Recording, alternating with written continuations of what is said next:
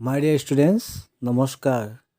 Today I am going to discuss activities from the book Beginners English 4, Lesson 3 Who Has Seen the Wind? Activities 1 to 3. প্ৰিয় ছাত্ৰ ছাত্ৰীসকল, আজি এই ভিডিঅ'টোত class 4ৰ lesson 3ৰ activities 1 আৰু 3ৰ My dear students, let us today begin activities from lesson 3 class 4. Number 1, listen and say these words after your teacher. তাৰমানে কি কৈছে, শিক্ষকে বা তোমালোকৰ শিক্ষকৰ আগতে এই শব্দবোৰ শুনা আৰু কোৱা। কাউ, হাউ, নাও, বো, show, grow, row, blow, know, bow. Activities 2. Look at the words given in the word web. এই শব্দজালত দিয়া এই শব্দবিলাক চাব গৈছে। Spring season, April, cuckoo, monsoon, কপো ফ্লাৱাৰ, উইণ্ড, ষ্ট্ৰম, ৰেইন। তাৰমানে স্প্ৰিং সিজনৰ লগত এইবিলাক জড়িত, হয় নাই এইবিলাক ward.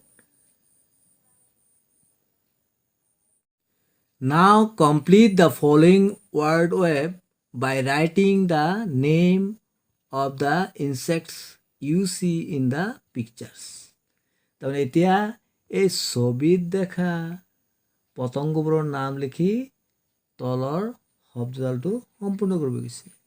1 is done for you, এটা কৰি দিয়া হৈছে। এই যে ইনচেক্টটো দেখিছে না, কি হয় এইটো? কক্ৰচ, হয় নাই, পঁইতাচোৰা। এতিয়া হা বাকীবিলাক আমি শিকোঁ। Look at this picture. Do you know the name of this insect? এই পতংগটোৰ তোমালোকে নামটো জানানে? This one is butterfly. BUTTERFLY, butterfly. Butterfly মানে পখিলা। Now look at this picture. Do you know the name of this insect? This one is housefly. HOUSEFLY, fly, housefly. তাৰমানে মাখি, fly. Now look at this insect. Do you know the name of this insect? I think all of you know, isn't it? This one is grasshopper. GRASSHOPPER, grasshopper, ফৰিং। Now look at this insect. Do you know the name of this insect? এইটোতো সকলোৱে জানা, হয় নাই? This one is ant. ANT, ant, ant মানে পৰুৱা।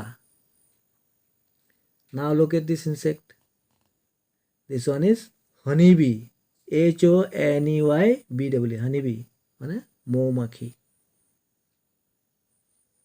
Now look at this insect.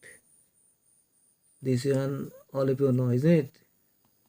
This one is mosquito মানে MOSQUITO, mosquito মানে মহ। Now activities 3. Read the sentences in box A. তাৰমানে এ বাকচত থকা বাক্যবোৰ পঢ়িব গৈছে। We can join each of them with a matching part in the box B by using the word but. তাৰমানে কি কৈছে, বি বাকচৰ মিল থকা অংশৰে আমি সেইবোৰ বাট শব্দটো ব্যৱহাৰ কৰি লগ লগাব লাগে।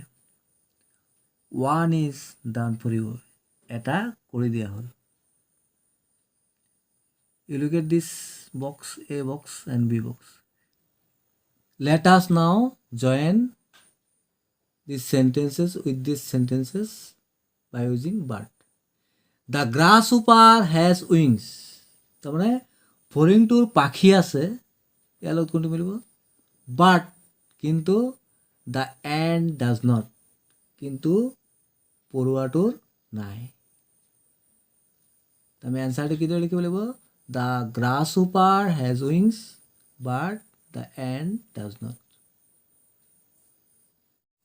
উই কেনট চি দ্য উইণ্ড, তাৰমানে আমি বতাহজাকক দেখিবলৈ নাপাওঁ, বাট কিন্তু উই কেন ফিল ইট, কিন্তু আমি তাক অনুভৱ কৰিব পাৰোঁ। কিদৰে লিখিব লাগিব? We cannot see the wind but we can feel it. Next আছিলে দ্য এণ্ট ইজ টাইনি, তাৰমানে পৰুৱাটো ক্ষুদ্ৰ, but the grasshopper is small, কিন্তু ফৰিংটো সৰু। It was a sunny day, তাৰমানে দিনটোত কি আছিলে? ছানি, ৰ'দ আছিলে, কিন্তু বাট দ্য উইণ্ড ৱাজ কোল্ড, তাৰমানে বতাহজাক আছিল শীতল। তেতিয়া কিদৰে লিখিম আমি? It was a sunny day but the wind was cold. ইয়াৰ এটা কৰি দিয়া আছিলে, এইটো আছিলে the grasshopper has wings but the ant does not. এতিয়া আমি বাকী চেণ্টেঞ্চবিলাক লিখোঁ। প্ৰশ্নটো আছিলে now make 3 more sentences from the boxes using the word but। এতিয়া বাকচৰ পৰা এ আৰু বিৰ পৰা আমি 3টা বাক্য লিখিব লাগে বাট ব্যৱহাৰ কৰি। আহাচন কৰোঁ। চেণ্টেঞ্চ কেইটা হ'ব? We cannot see the wind but we can feel it, তাৰমানে আমি বতাহজাকক দেখিবলৈ নাপাওঁ, কিন্তু আমি তাক অনুভৱ কৰিব পাৰোঁ।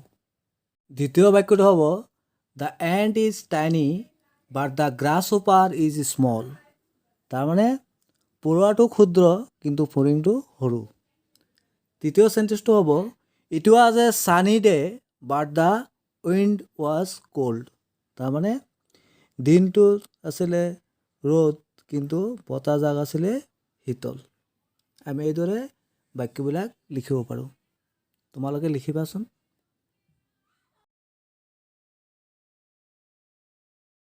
My dear students, thanks for watching. Stay connected. Please like and share this video. Thank you so much.